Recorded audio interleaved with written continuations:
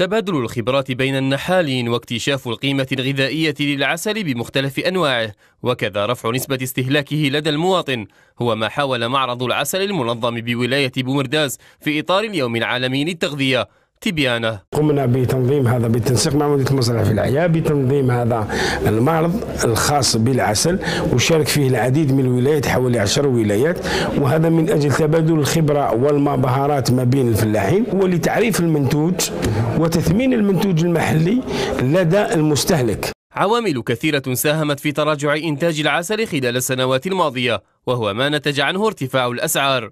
حرائق الغابات تأثر سلبا، العاصفة الثلجية أثرت سلبا على تربية النحل، كاين بعض الحشرات مثل الدبور. هذه الأسباب كلها اللي كانت كعائق أمام المربي باش يوصل وين يوصل المنتوج نتاعو.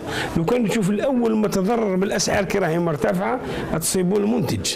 الإقبال الضعيف على العسل يرتبط ارتباطا وثيقا بغياب ثقافة الاستهلاك، لا سيما وأن الجزائريين يتناولون العسل كدواء وليس كغذاء. الشعب هذه ندفعوا بها للرياده وللامام، اقل حاجه باش تولي ان شاء الله في متناول الانسان ياكلوا كغذاء وليس كدواء. مثل هذه المعارض تعد فرصه سانحه لغرس ثقافه استهلاك العسل. هذا العام جبنا منتوج جديد هو عسل لكليل الغومارا، هذا شفناه بلي كي نتناولوه مع حبوب الطلع يمد فوائد بزاف مليحه الناس اللي عندهم مشكل تاع الكولون. جبنا دراري صغار ديناهم للمزرعه الفلاحيه، وكي جبناهم لهنا باش يشوفوا المعرض عطينا لهم شي عسل باش يذوقوا.